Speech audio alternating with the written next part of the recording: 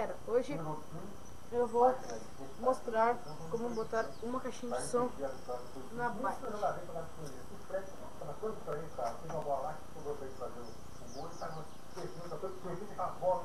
A caixinha de som que eu vou utilizar é essa Lamborghini. Se você tiver uma bike assim, você vai perceber que tem uma oceânica. Você vai perceber que tem a mola, né?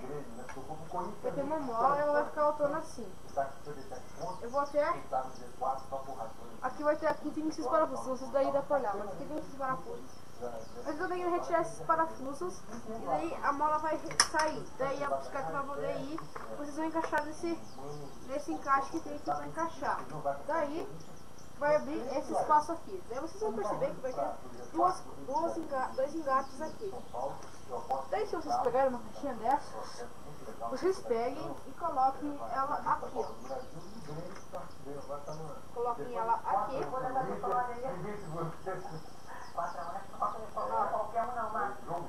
Depois que você colocou ela aqui, você baixa essas correntes. Daí, vocês estão andando.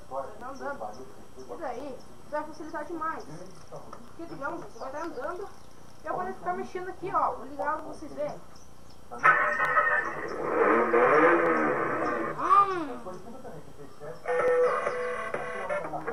Dá uma música legal aqui. Você... Ó. Shine bright like a diamond. Shine bright like a diamond. Fine light in the beautiful sea. I chose to be happy. You and I, we're like diamonds in the sky. You're a shooting star I see, a vision of ecstasy. When you hold me. E o legal daqui é quando toca eles dão as batidas, treme toda a bike. We're like diamonds in the sky. I knew that we'd become one right away. Oh, right away. At first sight, I felt energy of sun rays. I saw the life inside your eyes.